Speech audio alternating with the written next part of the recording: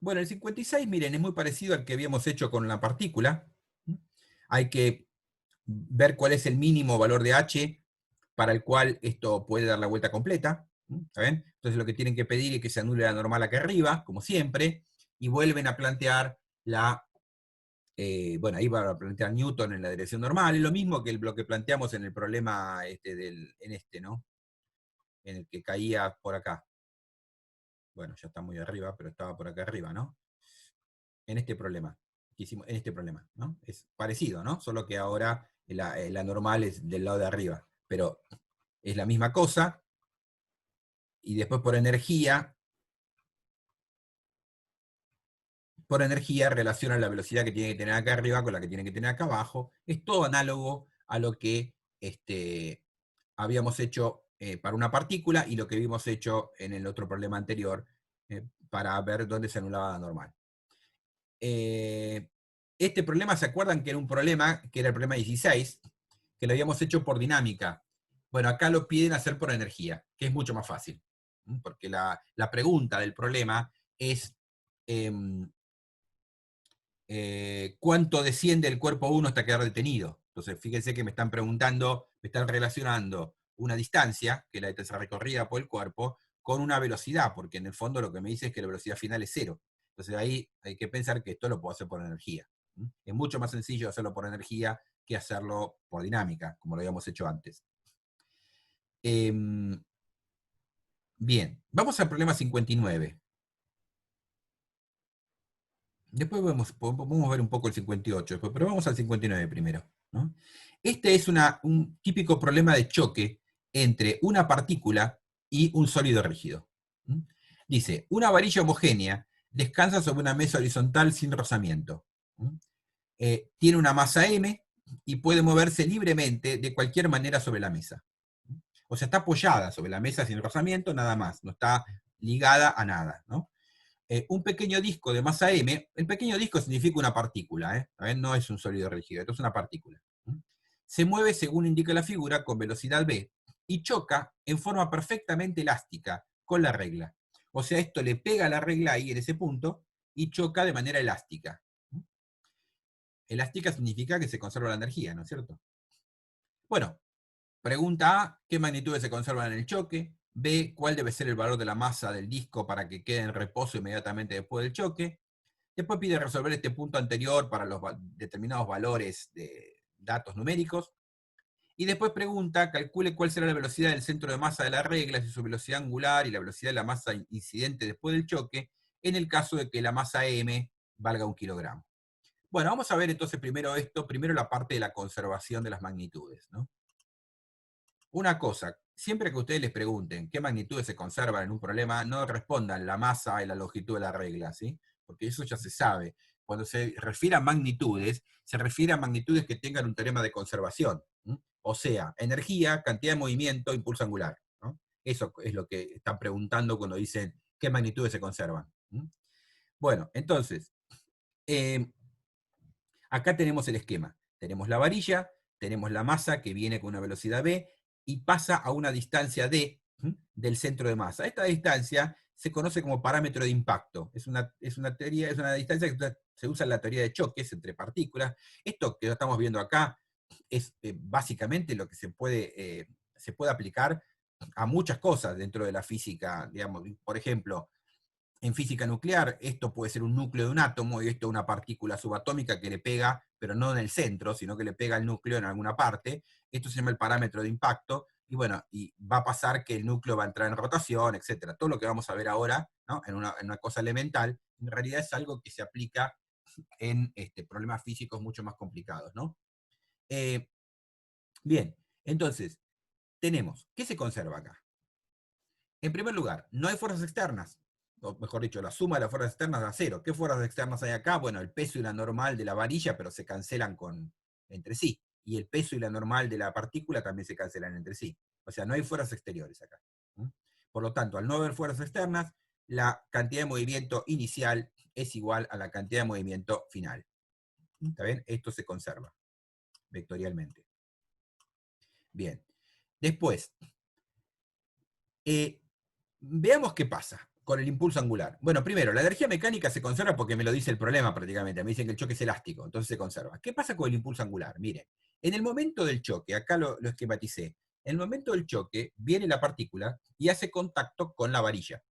Ahí se va a producir una fuerza de contacto. Esta fuerza, este par de interacción, es una fuerza de contacto. ¿Está bien? Es una fuerza interna, así que no molesta a la cantidad de movimiento. Ahora, fíjense ustedes que esta fuerza, como esto es una partícula, ¿no? Esta fuerza está aplicada en el punto de contacto ahí, entre la partícula y la varilla. Entonces, son dos fuerzas iguales y opuestas que están aplicadas en un mismo punto. ¿Está bien? Una está aplicada sobre la varilla, la otra está aplicada sobre el cuerpo, pero están aplicadas en el mismo punto. ¿Está bien? Entonces, no importa qué punto del espacio yo tome, si yo calculo el momento total de estas dos fuerzas opuestas, me va a dar cero. Porque están aplicadas en el mismo punto y, o sea, el radio vector sería el mismo para las dos. ¿Recuerdan que el momento es R vector F?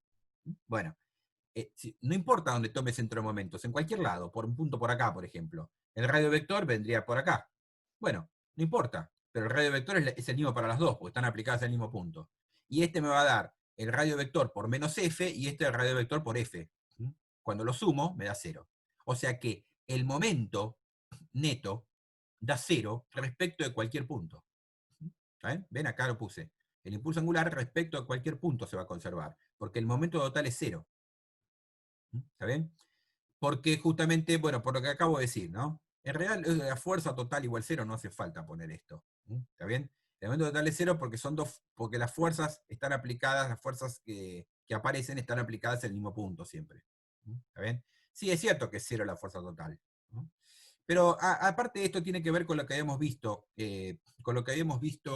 cuando vimos momento, que si la fuerza total vale cero, el momento es independiente del centro de momento. ¿Está bien? Entonces, si es cero respecto a cualquier punto en este caso, porque no hay fuerzas, la fuerza total aplicada vale cero. Es otra manera de ver lo mismo que acabo de decir. Entonces, el impulso angular se conserva respecto a cualquier punto. La cantidad de movimiento se conserva y se conserva la energía mecánica. Muy bien. Entonces, ahora vamos a empezar a ver cómo podemos calcular, cómo podemos relacionar. Supongamos que yo quiero calcular cuando esto choca, qué pasa con la partícula y qué pasa con la varilla. Con la partícula, bueno, lo que va a pasar es que va a cambiar su velocidad.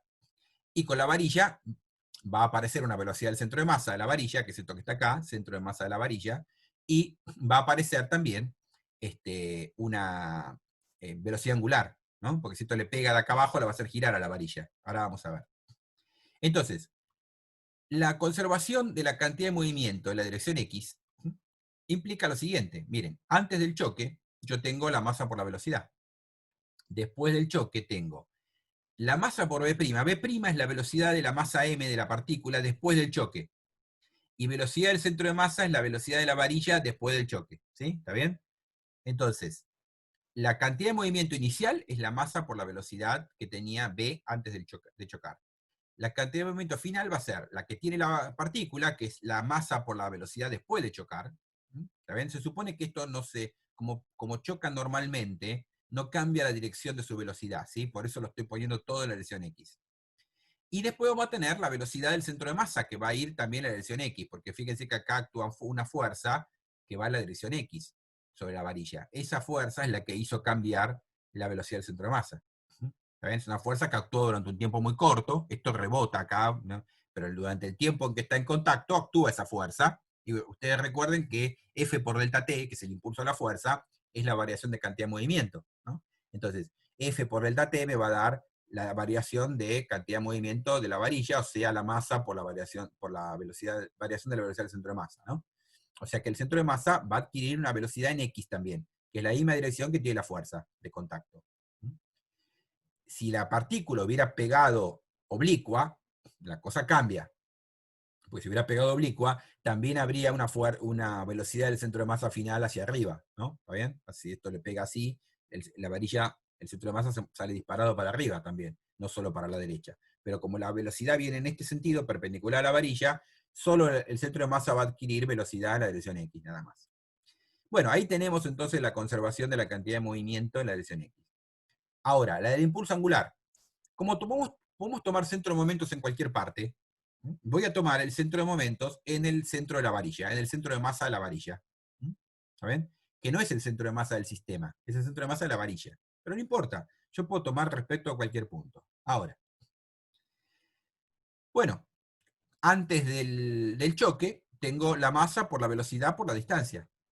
¿Saben? Ahí lo tenemos. mv por d me daría el impulso angular de la partícula respecto a este punto. Recuerde que siempre es la cantidad de movimiento multiplicada por la distancia perpendicular a la velocidad al punto que es el origen, ¿no? Porque digamos, el vector posición iría desde acá hasta donde está la masa, pero la componente paralela a la velocidad no me interesa. Me interesa la componente perpendicular del vector posición a la velocidad, que es esta distancia d. Por lo tanto, ahí lo tenemos. mv por d es la cantidad, el impulso angular antes del choque. Después del choque, esto va a tener una velocidad v' que tendrá dirección x también, entonces también lo llamé mv', porque la distancia d no cambia porque la partícula se sigue moviendo en la misma recta horizontal.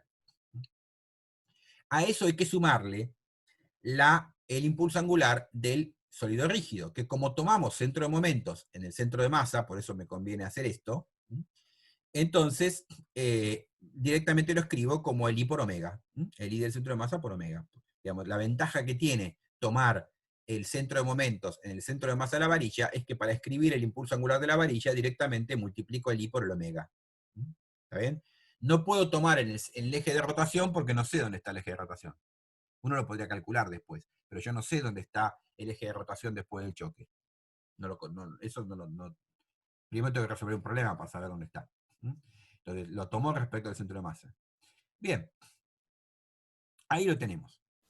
El I del centro de masa, recuerden que es 1 sobre 12 ml cuadrado, es el momento baricéntrico de la varilla. Y después vamos a calcular plantear conservación de energía, porque el choque es elástico. Entonces, la energía inicial es solamente la energía cinética de la partícula, y la energía final es la suma de la cinética de la partícula después del choque, más, y acá otra vez, ¿ven qué pasa? Yo no sé dónde está el eje de rotación. Entonces acá tengo que usar la expresión de la energía cinética que separa la traslación de la rotación. O sea, la energía cinética respecto al centro de masa. Esto que está acá es la energía cinética de traslación del centro de masa, un medio de la masa por la velocidad del centro de masa al cuadrado. Y esto que está acá es la energía cinética de rotación alrededor del centro de masa, un medio del I del centro de masa por el omega al cuadrado. Estas tres ecuaciones me tienen que permitir resolver todo el problema. O sea, yo con estas tres ecuaciones tengo que calcular las incógnitas. ¿Cuáles son las incógnitas? La velocidad v', la velocidad bueno, depende de cómo sea el problema. En el caso del problema, a mí me dicen que v' vale 0.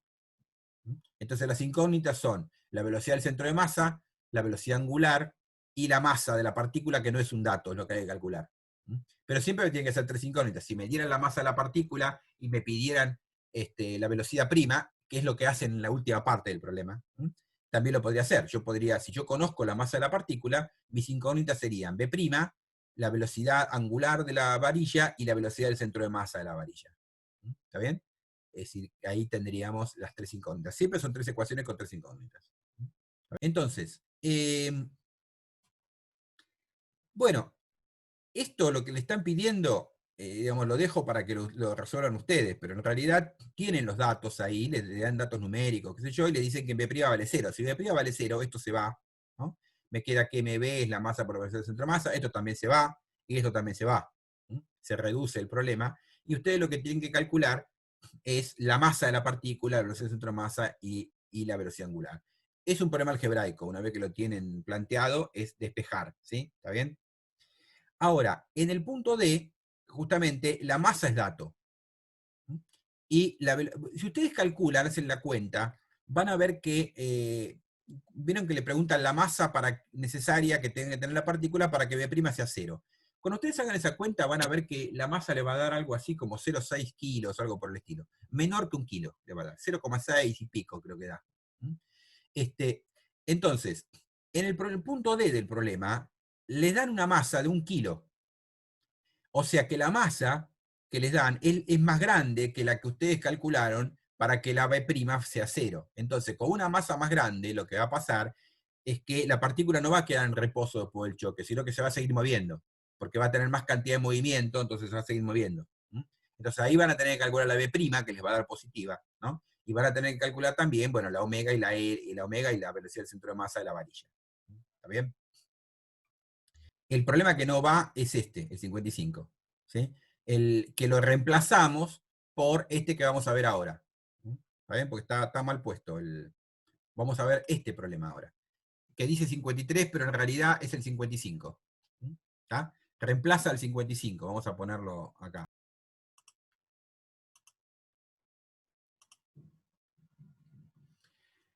Es algo parecido a lo que vimos recién. Es un choque. Yo tengo un aro circular de masa m y radio r que descansa sobre una superficie horizontal sin roce. El aro está quieto. Esto es lo mismo que si fuera una varilla. Acá pusieron un aro, pero es equivalente, ¿no? ¿A ver? Una bala, también de masa m, que se movía inicialmente como indica la figura con velocidad v, choca con el aro y queda adherida a él. O sea, ven que esto, la diferencia entre este problema fundamental, entre este y el que hicimos recién, es que esto es un choque plástico y el otro era un choque elástico.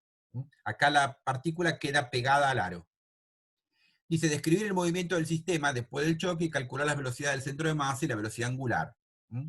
Y acá les dice, sugerencia, ubicar previamente el centro de masa del sistema. Vamos a ver por qué sugieren eso.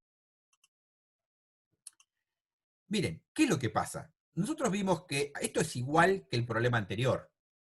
Es decir, la única diferencia es que digamos, la cantidad de movimiento se conserva porque no hay fuerzas externas. ¿No? ¿Ven? No hay fuerzas externas. Es igual que antes. El impulso angular se conserva respecto a cualquier punto también, porque cuando la partícula hace contacto con el aro, aparece una fuerza que es un par de fuerzas opuestas. Aparece una fuerza sobre la partícula y una fuerza opuesta sobre el aro. Como son dos fuerzas opuestas aplicadas en un mismo punto, el momento neto es cero respecto de cualquier punto. ¿Está bien?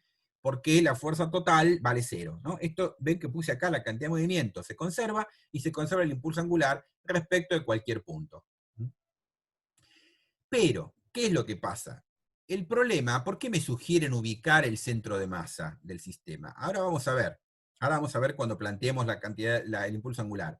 Porque lo que pasaba en el problema anterior es que la partícula no quedaba adherida al aro, se separaba.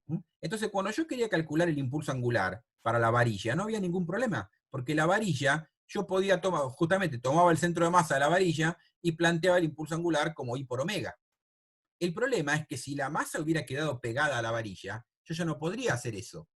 ¿No? Imagínense que el problema 59 hubiera sido con un choque plástico, que la masa hubiera quedado pegada a la varilla. No podríamos escribir ahora el momento de inercia final, como I del centro de masa por omega, con este punto, porque el centro de masa del cuerpo rígido ahora no va a estar acá. Si la masa queda pegada, habrá que buscar dónde quedó el centro de masa. Va a quedar en un punto intermedio entre el punto donde se pegó la masa y el centro de masa de la varilla. Va a quedar en algún lado por acá. ¿Está bien?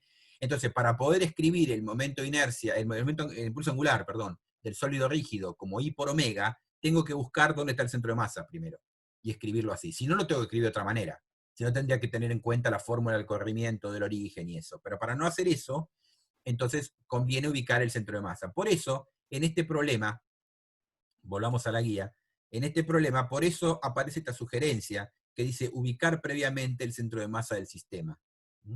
Vamos a ver entonces cómo lo resolvemos.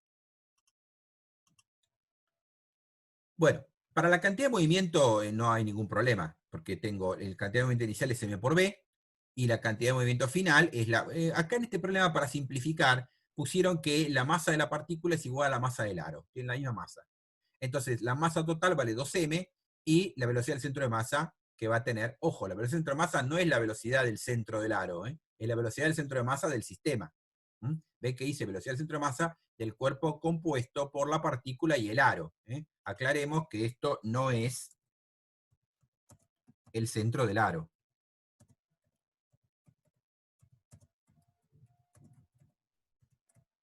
¿Sí? Bien, esto directamente es conservación de cantidad de movimiento.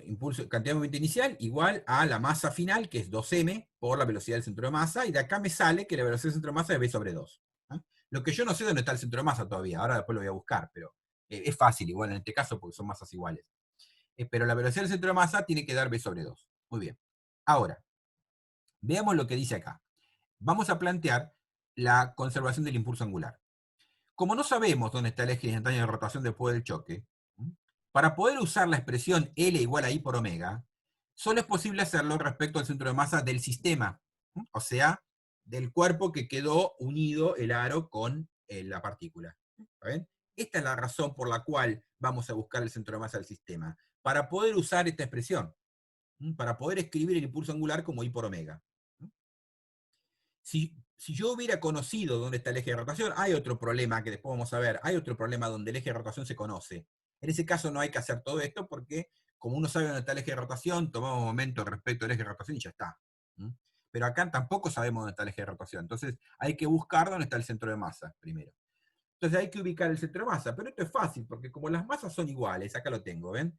Las masas son iguales, el centro de masa va a estar en el punto medio entre donde está la masa y donde estaba el centro de masa del aro. CMA es el centro de masa del aro. ¿No?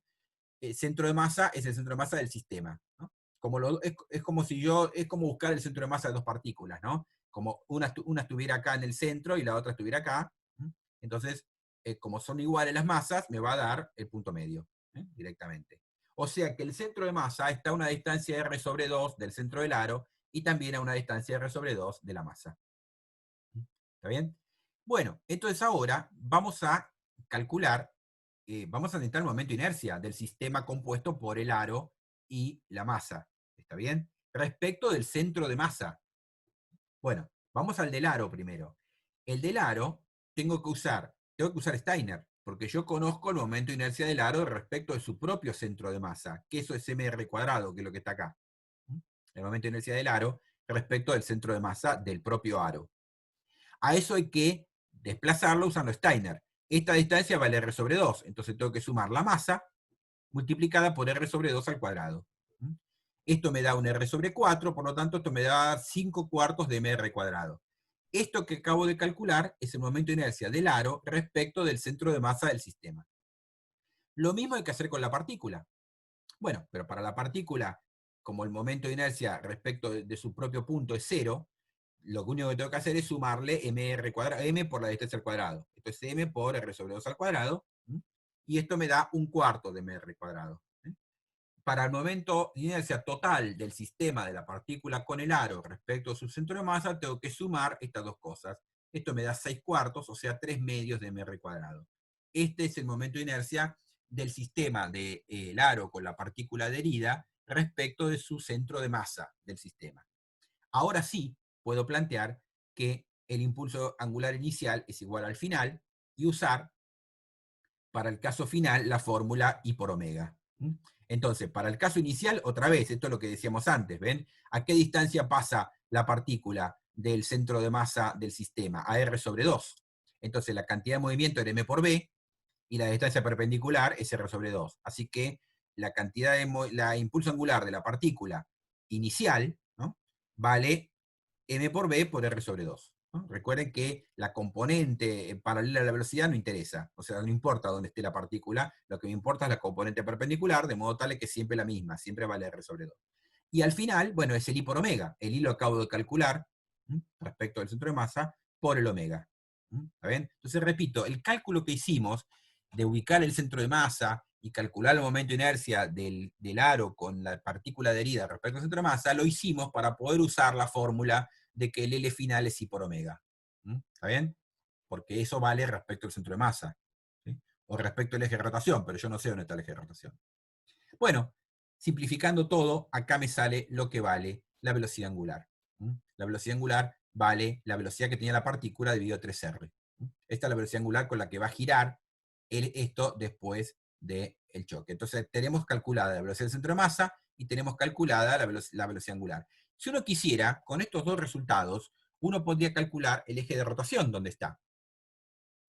Porque recuerden que si yo quiero calcular, vamos a hacerlo acá al costado, miren, si yo quiero calcular el eje de rotación,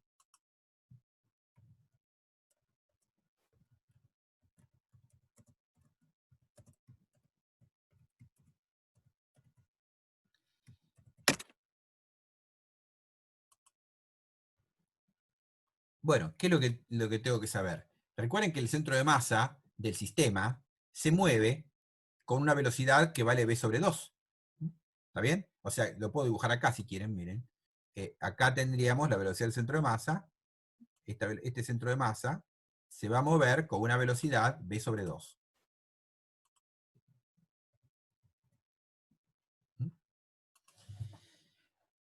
Esto va a girar en torno así en este sentido, con la velocidad angular omega final que acabamos de calcular, que vale v sobre 3r, ¿no? La omega final. Voy a poner acá.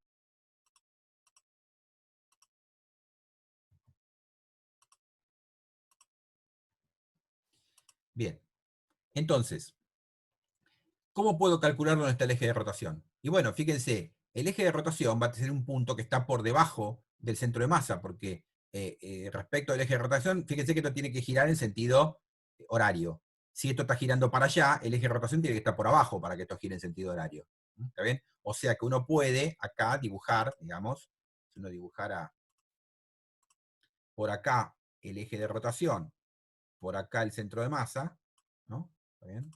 Esto sería el punto O, vamos a llamarlo, el eje de rotación.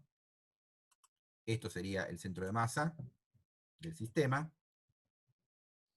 Lo que yo quiero calcular es la distancia que hay entre los dos. O sea, esta distancia, vamos a llamarla D. Bueno, ¿cuánto va a valer eso? Y bueno, omega por D me tiene que dar la velocidad del centro de masa. O sea que esto va a ser la velocidad del centro de masa dividido la velocidad angular.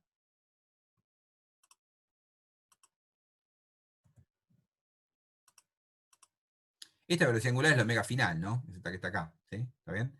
Bueno, y eso lo puedo hacer. Esto daría b sobre 2 dividido esto.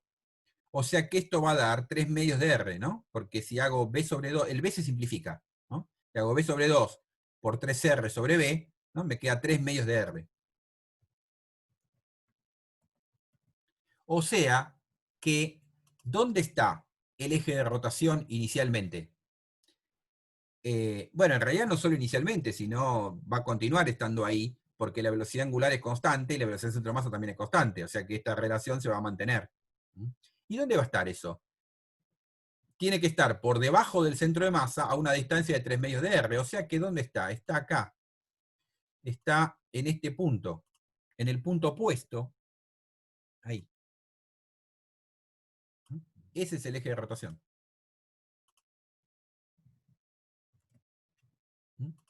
¿Ven? Porque acá tengo R más R sobre 2, 3 medios de R. Es decir, que después del choque, el eje instantáneo de rotación va a estar en este punto. Por supuesto que esto se va a trasladar. Entonces, en realidad, el eje de rotación se va a mover también junto con el centro de masa, siempre hacia la derecha, ¿no? Con velocidad v sobre 2 también. Pero siempre va a estar en ese punto. Es como si en todo instante el sólido rígido girara alrededor de este punto. ¿Está?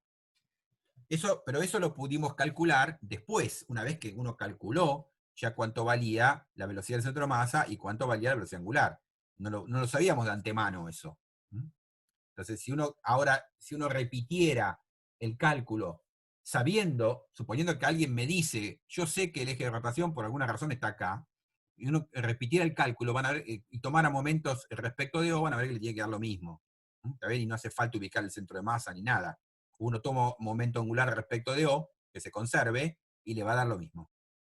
O sea, tienen que tomar el momento de la partícula respecto de este punto, igualarlo al momento angular de todo esto respecto de O.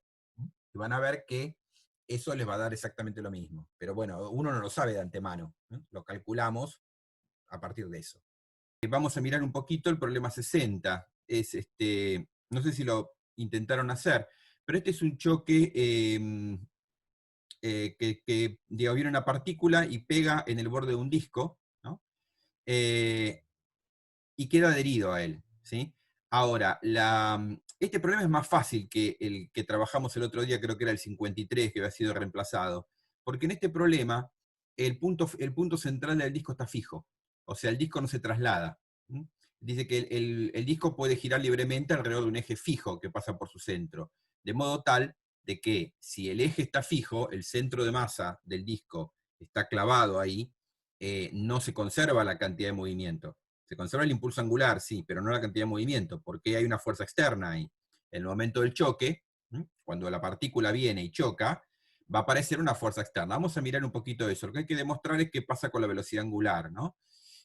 Vamos a mirar un poco eso que tenemos acá.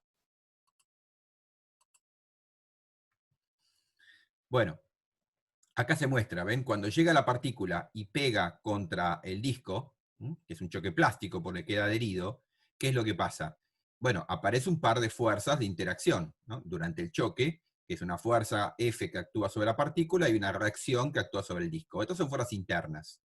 Y además son fuerzas que, o sea, como fuerza interna no contribuirían, no contribuyen, mejor dicho, a la cantidad a la variación de la cantidad de movimiento del sistema. Pero ¿qué pasa?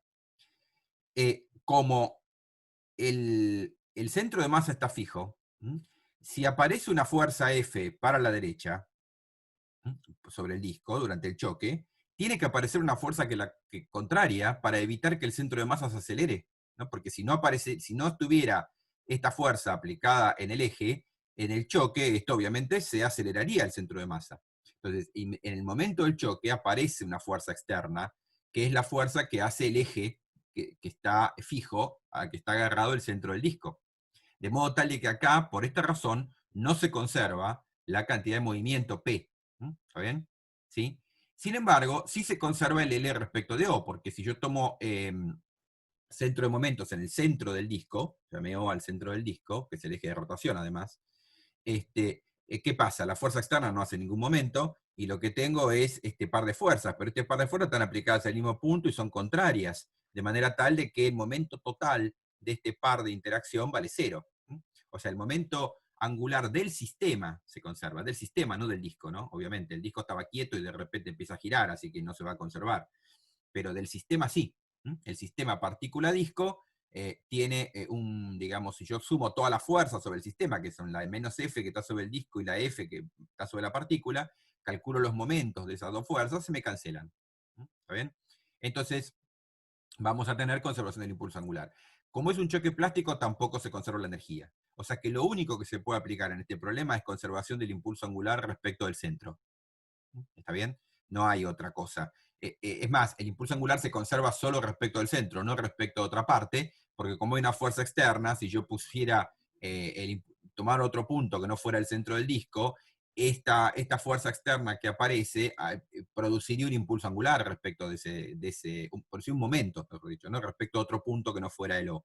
Y eso haría que no se conservara el impulso angular. O sea que en este problema solamente se conserva el impulso angular y solamente con centro de momentos en el centro del disco. Es lo único que se puede aplicar.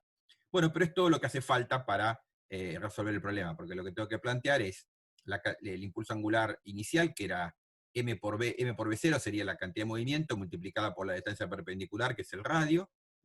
Eso lo tengo que igualar al final. El final es el momento respecto de O, estamos tomando respecto de O, de todo el sistema, o sea, del disco con la partícula pegada, multiplicada por la velocidad angular que va a adquirir todo el sistema. Y bueno, lo que tengo que tener en cuenta acá ahora es que el momento de inercia es el del disco, que es un medio de mr cuadrado, ¿no? M grande, más el de la partícula. El de la partícula, bueno, como está a una distancia r, vale m por r cuadrado. Y ahí lo tengo, con eso resuelvo todo, ¿no? O sea, de acá uno despejando obtiene lo que le pide el problema. Lo importante acá es el análisis de qué es lo que se conserva y qué no. Ojo con eso cuando hay fuerzas externas, cuando ustedes tienen un disco agarrado a algún eje, algo, bueno, ahí si hay un choque, seguramente en el momento del choque va a aparecer una fuerza externa, entonces no se conserva la cantidad de movimiento. Distintos son los problemas como el que habíamos hecho, bueno, por ejemplo, el anterior, el 53 reemplazado. Este era parecido, pero no era igual porque, bueno, no solo porque es un aro y no un disco, eso no importa, sino por el hecho de que acá esto no estaba agarrado a nada, estaba apoyado nomás. Entonces acá sí se conserva la cantidad de movimiento porque no hay fuerzas externas. Es diferente cuando tengo como acá un punto fijo. Bueno, el problema 61, vamos a leer un poquito el problema 61.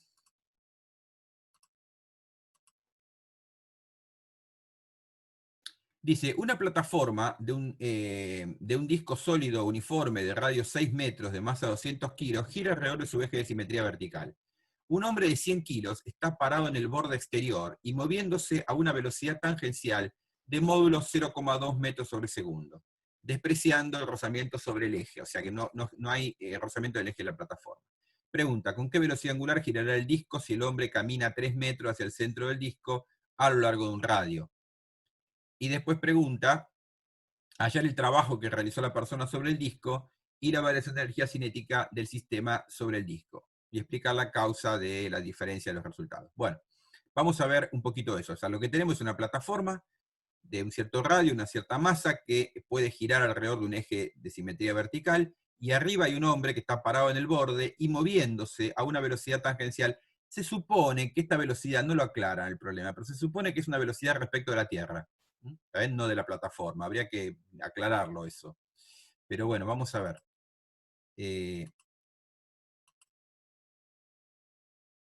Acá lo tenemos. Miren, el hombre que está parado, dicen, en la plataforma, ¿está bien? Está parado sobre la plataforma. O sea, el hombre no está caminando sobre la plataforma, sino que está parado sobre ella. Y se mueve a una velocidad de 0,2 metros sobre segundo.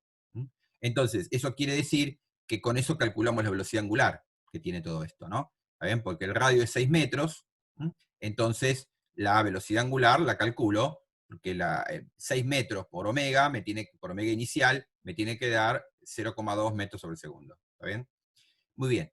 Ahora, en esta situación, la plataforma está girando, el hombre está parado en el borde de la plataforma, el hombre camina hasta una distancia R de 3 metros, o sea, hasta la mitad, ¿no? El R inicial era 6 metros, el R final era 3 metros.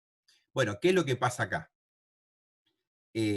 Recordemos que acá pasa algo parecido al problema anterior. Acá no se conserva la cantidad de movimiento, el P del sistema, porque hay el centro está fijo, hay una fuerza ahí que hace el eje, ¿no? Al caminar el hombre hacia el centro cambia todo, pero sí se va a conservar el impulso angular respecto del centro del disco, porque no hay, digamos, habrá una fuerza, digamos, de rozamiento entre el hombre, del rozamiento estático, ¿no? Porque el hombre camina, entre el hombre y la plataforma, pero esa fuerza tiene una acción y una reacción. La acción está sobre el hombre y la reacción sobre la plataforma, y si yo sumo las dos cosas se me van a cancelar, porque están aplicadas al mismo punto. Se me cancelan los momentos. ¿Está bien?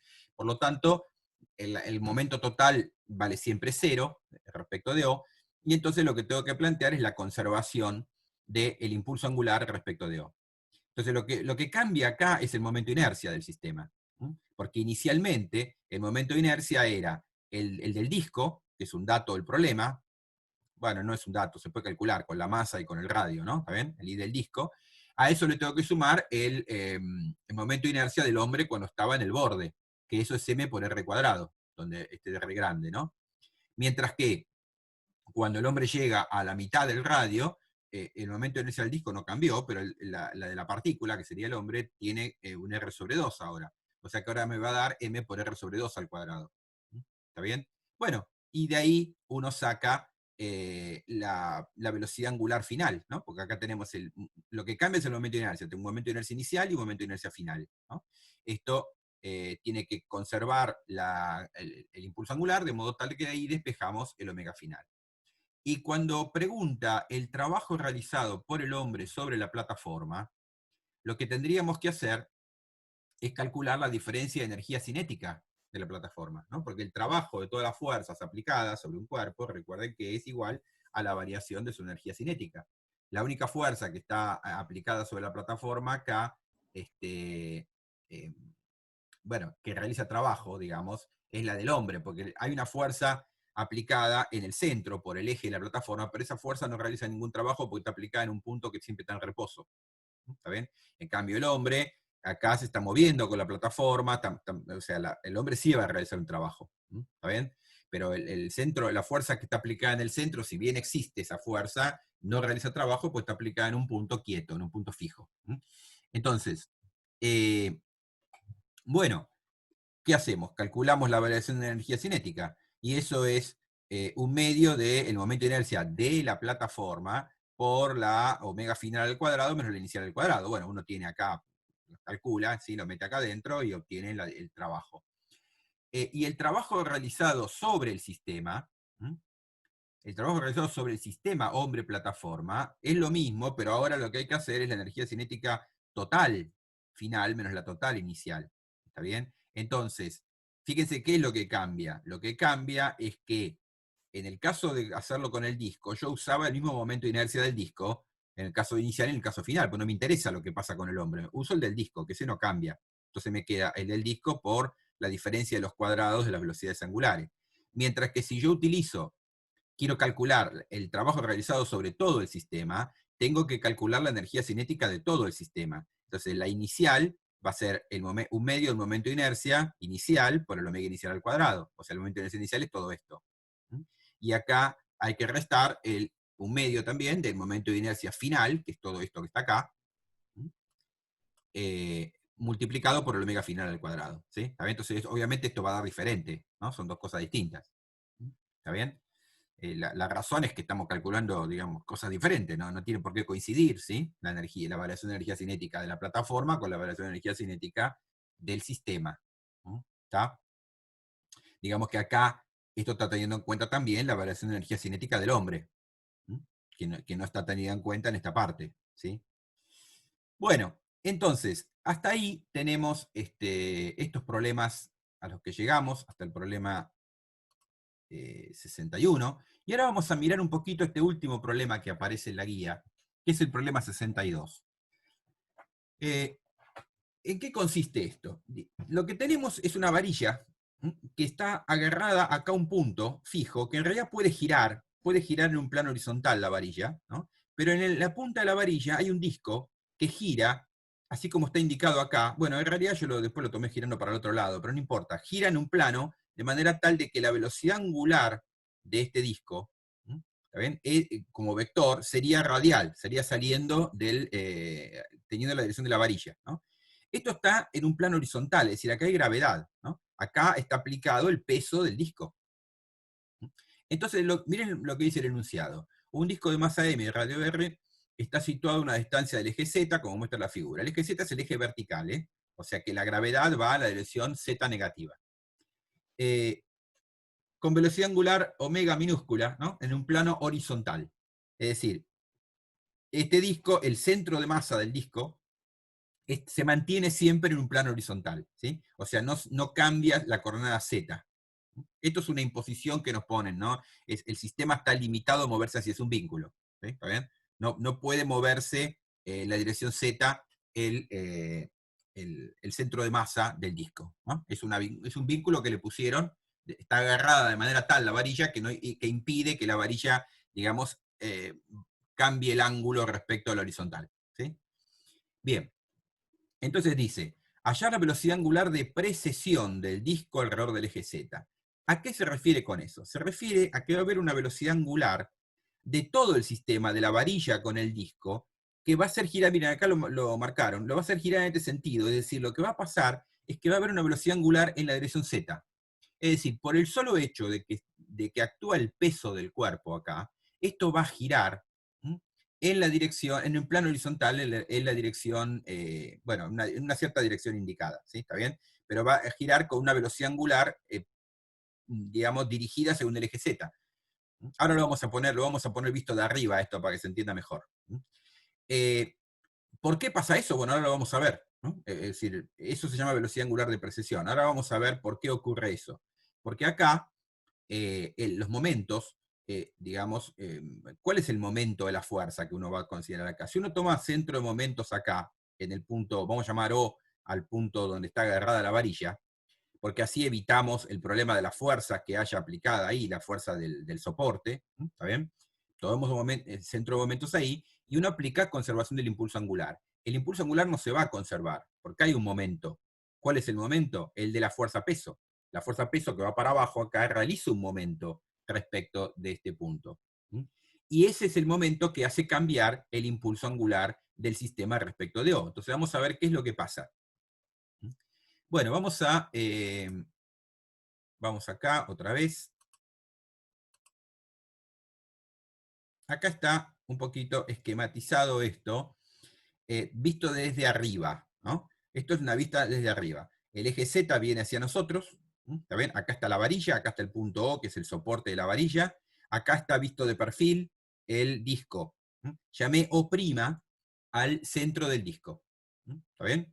Bien, vamos a llamar R, como llamaba el problema, R mayúscula sería la distancia entre O y O', o sea, la distancia entre donde está el soporte de la varilla y donde está el centro del disco. La velocidad angular del disco es esta que viene en esta dirección. Ahora vamos a ver las coordenadas, pero va en esta dirección. La omega minúscula esta va en esta dirección. En el problema en realidad está tomada para adentro en vez de para afuera, pero yo acá por simplicidad lo tomé para así, es lo mismo igual. Y lo que me dicen es que va a haber una velocidad angular en la dirección del eje Z, o sea, esta omega mayúscula que está acá, es lo que hay que calcular, es la velocidad angular de precesión, que se llama. El fenómeno de precesión es justamente el hecho de que porque hay un momento acá, debido a la fuerza peso, acá está la fuerza peso, ¿ven? Que es entrante a la figura, porque estamos viendo de arriba, es menos mg que aversor. Debido a ese momento, esto va a empezar a girar en ese sentido. Es decir, que la idea es la siguiente, yo tengo la varilla, tengo el disco montado en un extremo de la varilla, el otro extremo de la varilla está fijo, la varilla está horizontal. Yo pongo a girar este disco y automáticamente la varilla va a empezar a girar sola. ¿Está bien? Ese es el fenómeno de la precesión. ¿Está? Bueno, después les cuento un poquito, tiene que ver, eso existe, tiene que ver con la conservación del impulso angular, ¿no? Pero eso existe, por ejemplo, en la Tierra. Después les voy a contar un poquito en general qué es lo que pasa. Bien, acá, en este problema, vamos a tener que usar las coordenadas cilíndricas. ¿Qué son las coordenadas cilíndricas? Son las coordenadas que van, digamos, bueno, una es, el eje Z es lo mismo que las cartesianas, pero en lugar de usar un X y un Y, que son direcciones fijas en el espacio, acá vamos a usar un versor R radial que apunta siempre en la dirección de la varilla. Este R minúscula versor apunta siempre en la dirección de la varilla. Si la varilla cambia de dirección, este versor cambia de dirección junto con la varilla. Y este que llamamos phi versor es el que es perpendicular a R en todo momento. Es decir, que en todo momento este versor es perpendicular a la varilla y está en el plano horizontal, en el plano XY. O sea, ¿por qué no ponemos X e Y? Bueno, no ponemos X e Y porque en realidad nosotros vamos a necesitar escribir la velocidad angular del disco. Y la velocidad angular del disco siempre tiene la dirección de la varilla. Y si la varilla gira, esta velocidad angular va a cambiar la dirección, porque siempre va a tener la dirección que indica la varilla. Entonces, para no tener que andar descomponiendo eso en un ángulo, directamente usamos las coordenadas cilíndricas. Ahora después le voy a explicar cómo se trabaja con eso. Esto igual lo van a volver a usar mucho en física 2, las coordenadas cilíndricas, así que no viene mal tener un primer pantallazo. Bueno, eh, bien, lo que vamos a hacer nosotros es, bueno, acá puse, ¿no? Esta es la velocidad angular del disco, que siempre tiene la dirección de la varilla, por lo tanto es omega por R versor. Esta B que está acá es la velocidad del centro de masa del disco, ¿sí? Si esta varilla gira, el centro de masa tiene una velocidad, ¿está bien? Esto es la velocidad angular de precesión que hay que calcular, ¿no? ¿Está bien? Bueno, muy bien. Entonces, vamos a tomar momento respecto del punto O. Para eso lo que tenemos que calcular es el momento de las fuerzas que hagan momento respecto de O. Bueno, ¿cuál es la fuerza que hace momento respecto de O? Y es la fuerza peso. ¿Está bien? La única fuerza que tengo acá que hace momento aplicada es la fuerza peso. Estamos despreciando una cosa, estamos despreciando el peso de la varilla. Vamos a poner así. La varilla tiene masa despreciable.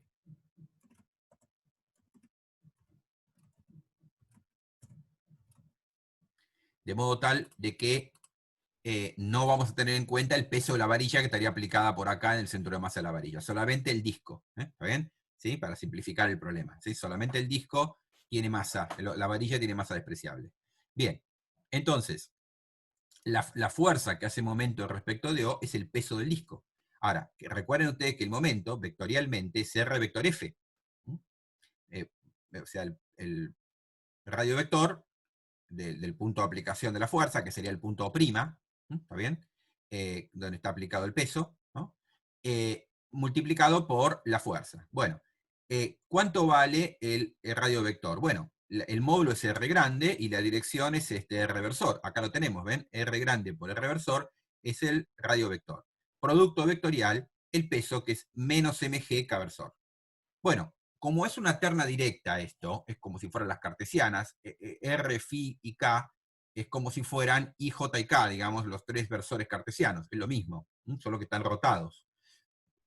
Entonces, el producto vectorial vale la misma regla, ¿está bien? Cuando yo hago R por K, es como si yo hiciera I por K, que me da menos J, ¿no? ¿Está bien? Bueno, acá R por K me da menos Φ, ¿está bien? Es una terna directa, de modo tal de que con este menos se me va, y el momento es esto que está acá, mgr Φ versor, ¿está bien? O sea, el momento tiene la dirección Φ versor, ¿está bien? Está bien, ¿no? Eso se puede ver incluso con la regla de la mano derecha, si uno lo ve, si la fuerza entra acá, ¿no? ¿Está bien? Al papel, y el vector va para allá, el producto vectorial me va a dar en la dirección hacia arriba, ¿no? Bueno, ahí tenemos el momento. Muy bien. Ahora, nosotros lo que queremos hacer es aplicar el teorema de conservación del impulso angular, o sea, ese momento tiene que ser igual a la derivada respecto del tiempo del impulso angular del sistema. Ahora, el impulso angular tiene, respecto de O, tiene dos cosas, dos componentes, porque recuerden que esto se podía expresar, vamos a ponerlo acá, ¿no? ¿Se acuerdan que la fórmula que me decía que el L respecto de O se podía expresar como el L respecto de O' más, bueno, la masa total del sistema por la posición, el producto vectorial, digamos, esto por la velocidad del centro de masa? ¿Está bien? Esto era la formulita del cambio de origen del impulso angular, ¿no? Este es el L respecto de O, el L respecto de O', y acá teníamos la forma. Bueno, esto es lo que dice acá, miren. El L respecto de O' es el centro de masa del disco. Entonces, respecto de un centro de masa, el impulso angular del disco se escribe como el momento de inercia, y es el momento de inercia del disco, ¿eh? ¿Ven? Ahora lo voy a poner, el baricéntrico. Vamos a aclararlo acá. Y es el momento de inercia baricéntrico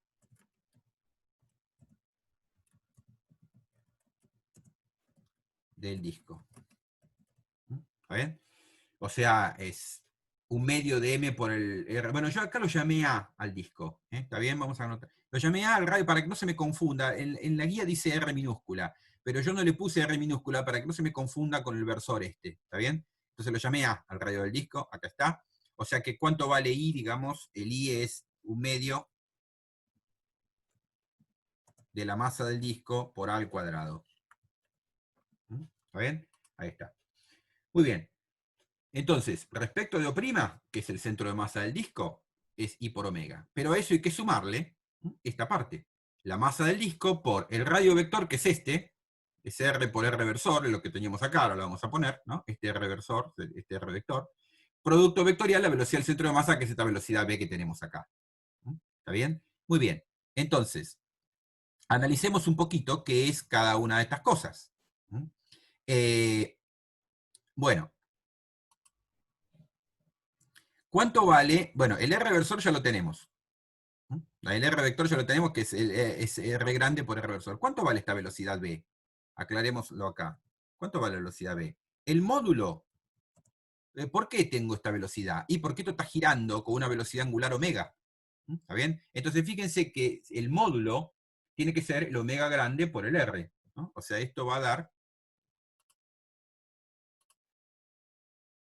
el omega, que es esa que tenemos que calcular, por R, ¿no? Y la dirección, acá se ve, ¿no? Porque fíjense que si esto sale del papel, ¿no? Esto está girando la varilla en sentido antihorario, de modo tal que está bien, la velocidad va para arriba. ¿Y qué dirección es esa? La dirección phi versor. ¿Está bien? O sea que ahí tenemos phi versor. Ahora le vamos a poner los vectores a todo esto. Entonces, ahí tenemos phi versor y esto es la velocidad. Bien. Bueno, entonces ahora vamos a escribir todo esto, ¿no? Vamos a volver a escribir cuánto vale el L. Bueno, el I lo voy a dejar como I para abreviar. El omega lo teníamos acá, era esto, omega por el reversor.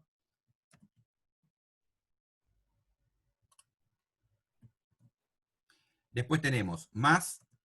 Bueno, fíjense que cuando pongo M por R, tiene un R puesto ahí adentro, ¿no es cierto? O sea, recuerda, acá lo tenemos, ¿no? Vamos a aclararlo acá por las dudas, lo tenemos, lo ponemos de vuelta. R es igual a R por el reversor. ¿No? ¿Está bien? Es lo que habíamos puesto acá. Así lo tenemos a mano. Entonces, cuando hagamos este producto vectorial, los módulos van a salir. Me sale un R cuadrado por un omega y un M. O sea que me queda un MR cuadrado por omega.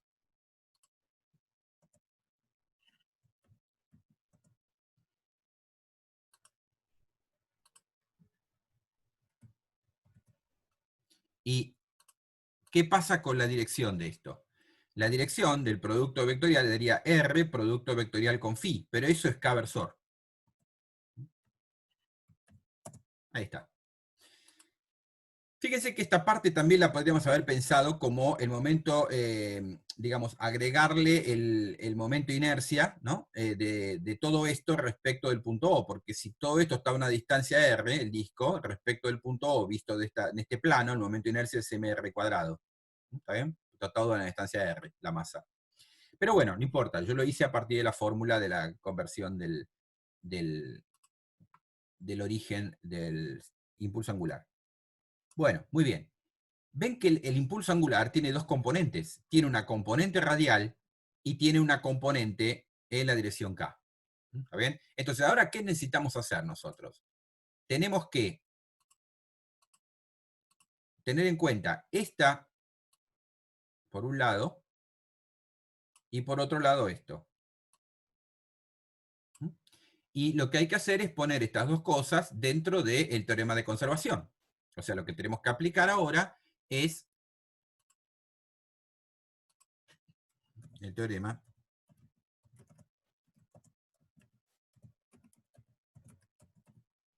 de conservación de L. ¿No? ¿Está bien? Y lo que me dice ese teorema es que la derivada de L, que el momento es la derivada de L respecto del tiempo. ¿Está bien? Eso es lo que hay que hacer. Hay que aplicar entonces esta expresión. Bueno, para eso, el momento ya lo tenemos calculado. Es esto que está acá. Para eso hay que derivar respecto del tiempo el L. Cuidado, porque el problema que hay acá es que, ¿qué dijimos que eran los versores cilíndricos? El versor K no importa, apunta siempre a la misma dirección. Es como el cartesiano, no tiene problema. Pero estos dos versores que están acá van siguiendo a la varilla. Si la varilla va cambiando, ¿está bien? De dirección, entonces los versores también van cambiando de dirección. Porque el R se mantiene siempre en la dirección de la varilla y el phi se mantiene siempre perpendicular a la varilla. Es decir, que los versores R y phi no son constantes. Hay que tener cuidado con eso. Los versores R y phi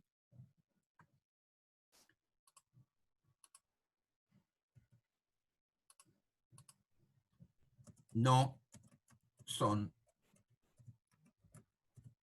constantes. ¿Está bien? Esto es importante, es decir, es la clave de todo este problema, digamos, para poder resolverlo, ¿no? Estos versores no son constantes, hay que tener cuidado porque estos dependen del tiempo, porque si la varilla gira con el tiempo, R y phi van a girar también con el tiempo. ¿Está bien?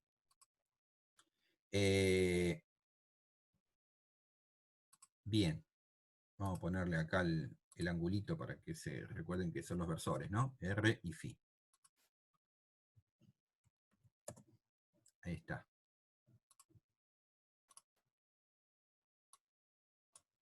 Bien, entonces, cuando tenga que derivar el impulso angular, fíjense que acá no hay problema, esta parte tiene un versor K, el versor K es constante, el versor K no cambia su dirección, porque esto se mueve en un plano siempre, dijimos, ¿no? ¿Está bien? Entonces este versor no tiene problema. pero este no, este hay que derivarlo. ¿Está bien? Entonces, miren, cuando yo derive el L respecto de t, ¿qué nos va a quedar?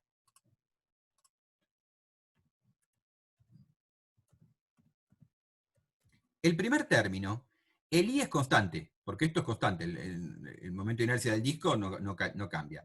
Este omega es constante también, esto me lo dice el problema, esto gira con velocidad angular constante, lo aclaramos acá, ¿sí? Esto vamos a ponerlo acá, el omega es constante porque es un dato del problema, ¿sí?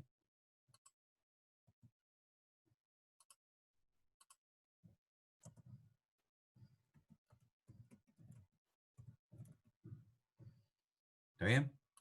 Este omega es constante. Bien, entonces, ¿qué es lo que hay que derivar acá? Hay que derivar el versor R. O sea que lo que me va a quedar es I por omega, la parte queda igual, y acá va a quedar la derivada del versor R respecto de t. Ahora vamos a ver qué se hace con eso. ¿Está bien? Bueno, y después, ¿qué es lo que lo voy a derivar en la otra parte? ¿Qué es lo que puede depender del tiempo acá? Bueno, K versor dijimos que no depende del tiempo, la masa no depende del tiempo, la distancia tampoco. Lo que podría llegar a depender del tiempo es la velocidad angular, no lo sabemos. Esta velocidad angular no sabemos si depende del tiempo o no. En principio podría depender. Entonces vamos a ver, vamos a dejar eso como posibilidad, que esto pueda depender del tiempo. O sea que lo que me va a quedar es la masa por R al cuadrado, por la derivada de este omega grande,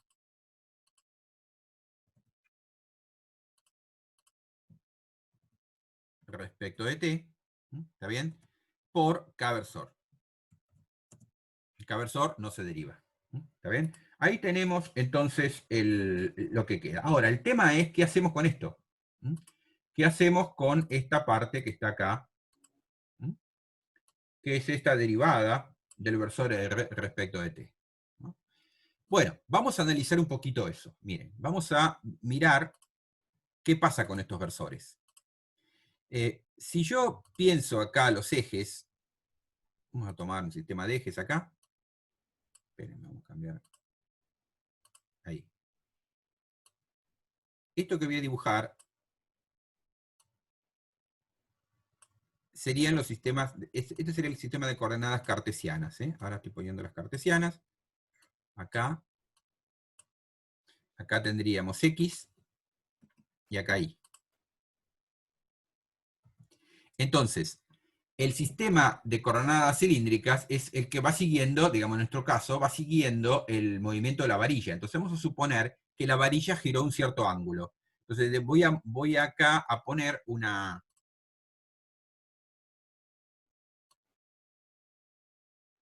Así. ¿No? Esto que está acá será un cierto ángulo que lo voy a llamar phi. ¿Ven? Que es el ángulo justamente que aparece ahí, que tiene que ver con el versor, ¿no? Ahí está, ese es el ángulo phi. Bueno, ¿cuál es el versor R ahora? El versor radial es este. Y el versor phi es este. ¿Está bien? Acá lo tenemos. Este sería entonces el R versor. Perdón, estamos trabajando con griegas. Pongamos. Ahora sí. Este sería el R versor. Y acá tendríamos el phi versor.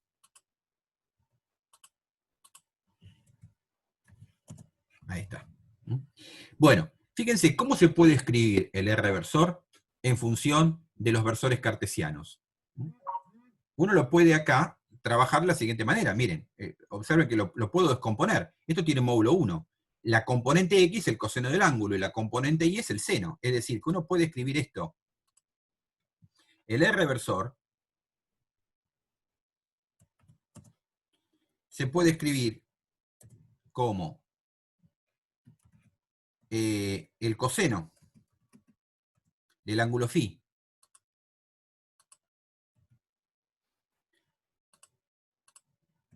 por I versor más el seno del ángulo phi por j. ¿Está bien? Bueno, ¿y qué pasa con el otro? Miren, el otro es el que viene acá. O sea, miren, vamos a trasladarlo esto para que se vea. Este versor, yo lo puedo poner acá, así se ve mejor. Vamos a poner en el origen y vamos a ver que efectivamente, ¿cómo es ese versor? Si yo lo pongo esto acá en el origen, lo que veo es que este ángulo que está acá, esperen que, ahí, ese ángulo también es el ángulo phi, ¿no? ¿Ven? Este es ángulo, porque es el ángulo entre x y esto, y este es entre las perpendiculares, ¿no es cierto? Por lo tanto, ¿cómo escribo el phi versor? El phi versor se puede escribir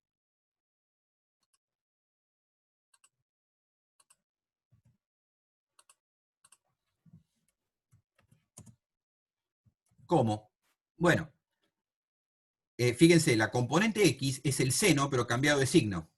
O sea, sería menos, ven que la componente x sería esta parte, ¿no? Esto tiene módulo 1, la componente x es el seno del ángulo, solo que con signo menos, porque va hacia las x negativas, ¿no? Esto es menos el seno del ángulo.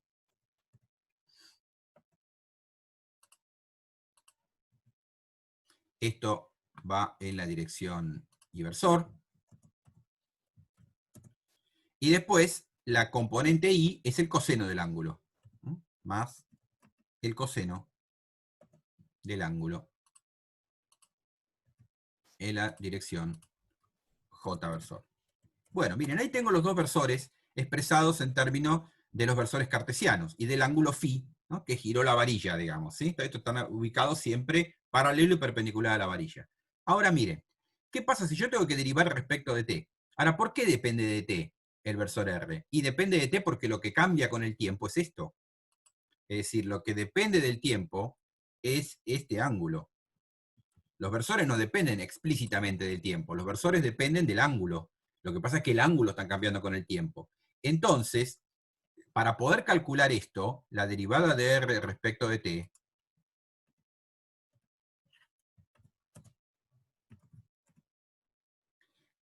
¿qué es lo que tengo ahí?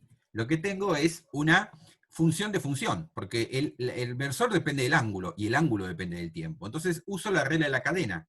Esto es lo mismo que hacer la derivada del versor respecto del ángulo, el ángulo phi, y multiplicar eso por la derivada del ángulo phi respecto de t. ¿Está bien? Bien, entonces, ahora miren una cosa. ¿Qué es en primer lugar, ¿qué es la derivada de r respecto de phi? Fíjense, si yo derivo esta expresión, miren lo que pasa. Vamos a copiar acá. Esta derivada, que es lo que vamos a necesitar nosotros, los versores cartesianos son constantes, no se derivan, porque eso tiene la misma dirección siempre, ¿no? Entonces, lo que tengo que derivar son las funciones. Y la derivada del coseno es menos el seno. Y la derivada del seno es el coseno. Fíjense que cuando derivo me da el otro versor. O sea, esto me da phi versor.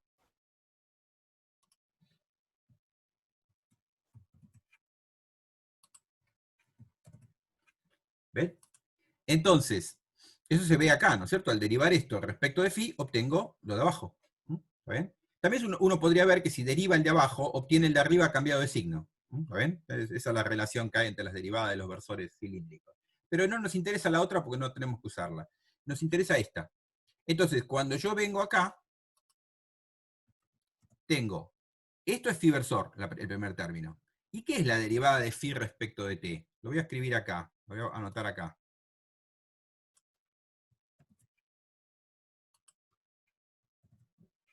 Bueno, esto, ¿cuál es la velocidad angular? Esto es la velocidad angular, ¿no? La derivada del ángulo respecto al tiempo. Pero ¿cuál es esa velocidad angular? Es la velocidad que teníamos acá, es la omega. ¿Está bien? Que además tiene la dirección correspondiente al versor k, que es el que sale hacia nosotros. Está bien eso, de modo que esto es omega.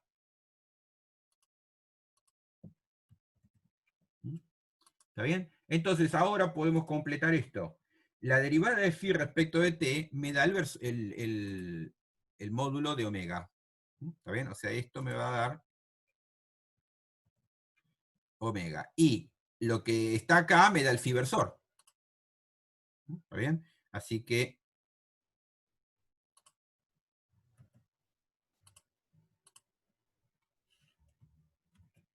ahí lo tenemos. Muy bien, entonces, una vez que tenemos calculado esto, vamos acá a la derivada de L respecto de T. Voy a copiar todo esto, así reemplazo lo que haya que reemplazar.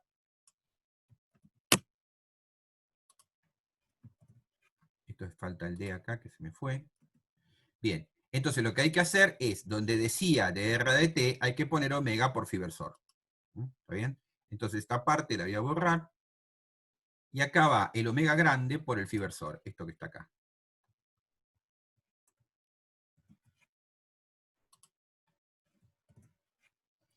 ¿Ven? Ahí tenemos entonces calculado lo que vale la derivada de L respecto de T, ya expresada en términos de los versores cilíndricos correspondientes. No me quedó ninguna derivada de ningún versor, quedó phi versor esto y k versor esto.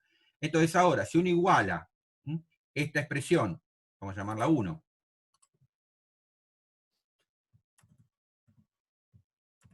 con esta que es, vamos a llamarla 2,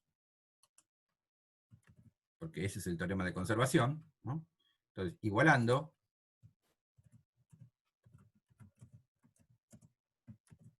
1 y 2. Bueno, ¿qué pasa? Miren, hay que igualar las dos componentes. De este lado tengo solamente componente phi. ¿Está bien? Bueno, esa componente phi la tengo que igualar con la componente phi del otro. O sea que me va a quedar, bueno, primero lo voy a copiar esto y lo igualamos y después lo descomponemos. Así se ve mejor. Es decir, tenemos esto que tiene que ser igual a todo esto.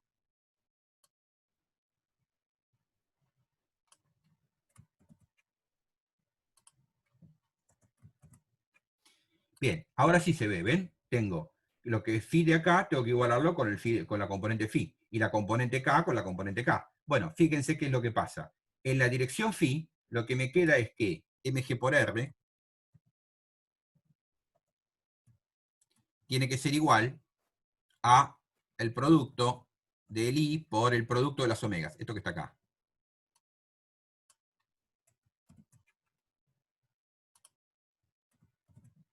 ¿Está bien? Fíjense que yo de acá puedo despejar lo que vale lo que vale la velocidad angular, ¿no? ¿Está bien? Pero además, si yo igualo la otra componente, del lado izquierdo tengo 0. Y del lado derecho tengo todo esto.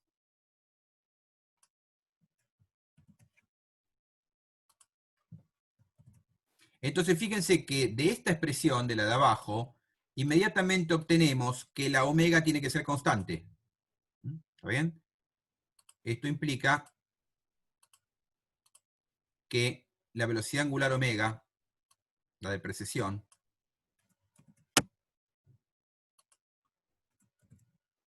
tiene que ser constante. ¿Está bien? Porque esto no es 0. ¿Sí? Lo que tiene que ser 0 es la derivada respecto de t. O sea que la omega es constante. Y de arriba sacamos lo que vale el valor de esa omega, ¿no? Que además es coherente, ¿no? Porque no puedo sacar un valor si no fuera constante, ¿no? Si no, daría una incoherencia. Entonces, de acá sacamos que lo que pide el problema, que es que esta omega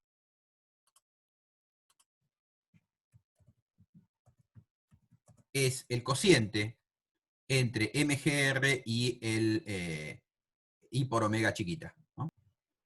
Y ahí tenemos el valor de lo que nos pedía el problema, ¿no? De la velocidad de precesión. Esto es el resultado.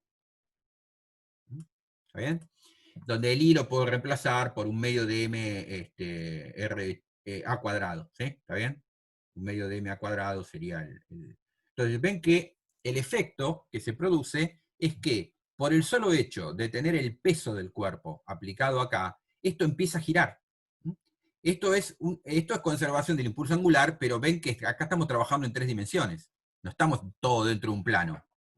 Porque, porque yo tengo una velocidad angular que viene hacia nosotros y otra velocidad angular que está dentro del plano del papel. ¿Está bien? Y el movimiento está dentro de este plano, o sea que es un movimiento tridimensional, o sea, es un problema tridimensional, quiero decir, ¿no? Es decir, acá tengo que tener en cuenta las direcciones.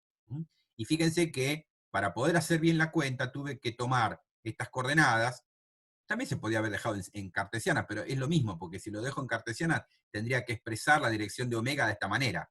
Y al final lo tengo que derivar y me va a dar lo mismo, es lo mismo, ¿no? ¿Está bien? Es decir, usar coordenadas cilíndricas es simplemente una notación más corta que andar usando esto de entrada, ¿no? Andar descomponiendo de entrada esto, ¿sí? Simplemente, si uno sabe que la derivada del versor radial es el versor phi, se llama azimutal esto, ¿no? Porque el movimiento este se llama movimiento azimutal. El azimut es el sentido de giro alrededor de la dirección vertical. Esto viene de la astronomía, ¿no? ¿Está bien? Entonces, bueno, uno con eso puede calcular cuánto vale esa velocidad de precesión, ¿no? Que se va a producir sola. Es decir, esto se produce solo, espontáneamente, no es que nadie esté empujando esto. Yo tengo esto, se puede mover libremente alrededor de este punto, siempre y cuando se mantenga en un plano, ¿no? Entonces lo que hago es, pongo a girar el disco este chiquito, y automáticamente esto va a empezar a girar. Fíjense una cosa, que eh, la velocidad angular que adquiere es inversamente proporcional a la velocidad angular del disco. Es decir, que cuanto más rápido gire el disco, más lenta va a ser el giro de la otra parte. ¿Está bien? Claro, digamos, de los dos impulsos angulares, la suma de los impulsos angulares, cuando el disco gira muy rápido, la mayor parte del impulso angular la tiene el disco. Entonces, esta otra va a ser más lenta, digamos, ¿no? Es decir, al derivar, fíjense que acá me aparece el producto, ¿no?, de las omegas, ¿no? La parte que viene, esto viene de derivar la primera parte, el dr de t, o sea, viene de derivar esta parte viene de derivar esto, ¿sí? Está bien, viene de derivar la parte del impulso angular del disco, alrededor de su propio centro. ¿Está? Eso, cuanto más rápido vaya el omega, más la derivada de eso, digamos, bueno, va multiplicada por el otro omega. Cuanto más rápido sea, cuanto mayor sea el omega este, más chiquito va a ser el otro, ¿no? Bueno, ahí tenemos entonces el problema. Esta idea de la precesión es una idea que se aplica a, digamos, existe en cualquier cuerpo rígido, ¿no? Por ejemplo, la Tierra tiene una precesión, ¿no? Es decir, uno puede poner un ejemplo de la precesión del eje de rotación de la Tierra.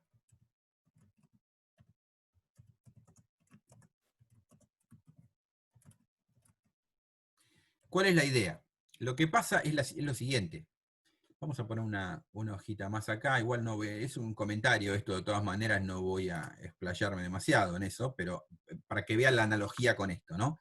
La Tierra, ustedes saben que tiene un movimiento de rotación alrededor de su eje, ¿no?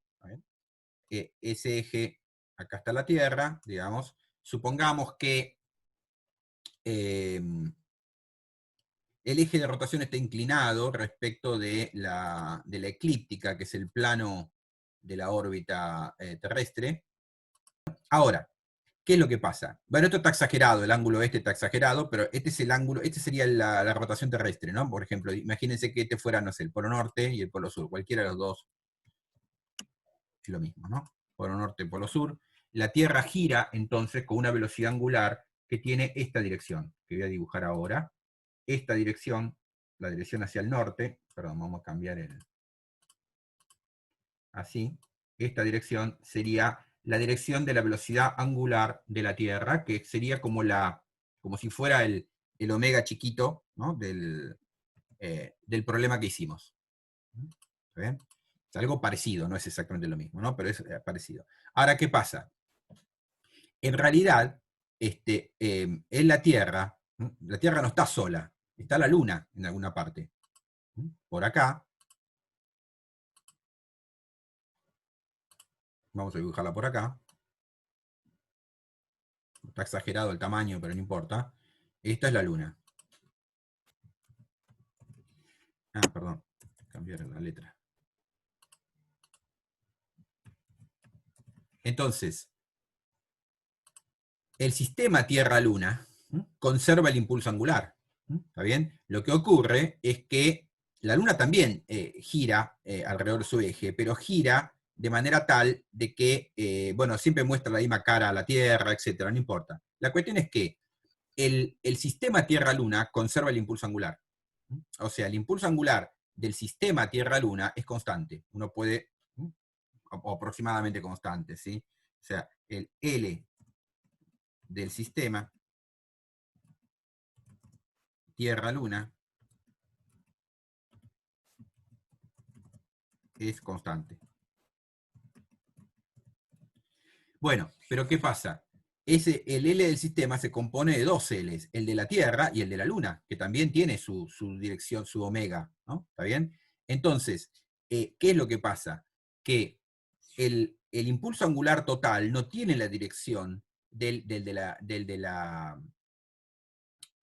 la Tierra, ¿no? ¿Está bien? O sea, uno puede aproximadamente, podríamos decir que el impulso angular total, bueno, vamos a dibujar acá imagínense que el impulso angular total, que es la suma del impulso angular de la Tierra y el de la Luna, fuera una cosa como esta. ¿Está bien? Esto sería el L total. Vamos a poner acá. ¿Sí? Ahí. Bien. Entonces, ¿qué pasa? Lo que va a pasar es que este vector, como es constante, mantiene su dirección en el espacio. Pero el vector velocidad angular de la Tierra no va a mantener su dirección en el espacio. Lo que va a pasar es que el vector velocidad angular de la Tierra va a describir una especie de cono alrededor del vector impulso angular que es constante. Este impulso angular, el sistema Tierra-Luna, y vamos a dibujar acá otra vez la velocidad angular de la Tierra. Bueno, este va a hacer un movimiento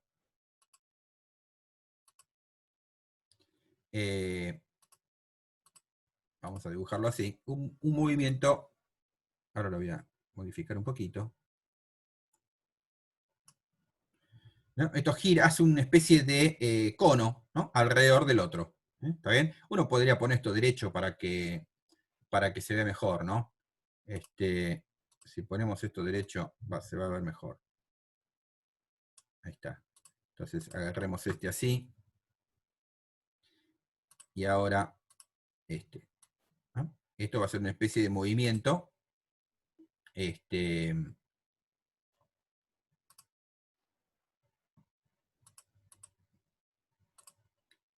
ahí, ¿no? O sea que el omega de la Tierra, el eje de la Tierra, va a ir cambiando. ¿Está bien? Este es el omega chiquita, ¿no? El que teníamos acá. Ese eje va a ir cambiando. O sea, el eje de rotación de la Tierra va a ir haciendo un movimiento cíclico, que se llama el movimiento de precesión, alrededor de una dirección que es aproximadamente fija, digo aproximadamente porque tampoco es exactamente fija, que es la dirección del sistema, del impulso angular del sistema Tierra-Luna. ¿Está bien? Y entonces, bueno, ¿qué es lo que pasa? El polo norte y el polo sur, o sea, los ejes van cambiando con el tiempo, ¿no? Esto tiene un periodo que, recuerden que el periodo es 2pi sobre omega, ¿no es cierto? Si yo llamo al periodo igual a 2 por pi sobre omega, sobre el omega de precesión, 2pi sobre omega de precesión, el omega grande. Bueno, esto si yo lo calculo, más o menos, es 25.920 años. ¿Está bien? Es decir, que el periodo de la precesión, ¿no? Que se llama la precesión de los equinoccios, esto porque lo que pasa es que se van corriendo las estaciones, básicamente, lo que ocurre es que tarda 25.920 años en volver a la posición inicial, o sea, el periodo completo de este ciclo, ¿no? Vale esto, ¿no? Es una velocidad, por supuesto, muy lenta, pero existe. Es muy lenta comparada con la velocidad angular de la Tierra. La Tierra da una vuelta completa en 24 horas. la velocidad de precesión da una vuelta completa en 25.920 años, ¿no? ¿Está bien? Ahí ven la diferencia enorme que hay. Pero existe, ¿está bien? Y esto es lo que se llama como se conoce como precesión de los equinoccios. Y se debe al hecho de que el impulso angular del sistema Tierra-Luna es lo que se conserva, no el de la Tierra, ¿está bien? Debido a la interacción de la Tierra y la Luna. Y entonces lo que ocurre es que, bueno, la de la Tierra va a ir cambiando a lo largo del tiempo, ¿sí? ¿Está bien? Bien, entonces, con esto queda, digamos, la explicación esta del problema 62, que es eh, eh, que repito, no les vamos a tomar una cosa como esta, ¿no? Pero por lo menos para tener la teoría, la idea, y además es útil para entender un poquito esto de las coordenadas cilíndricas, que lo van a necesitar en física 2, así que no está de más que lo vayan viendo.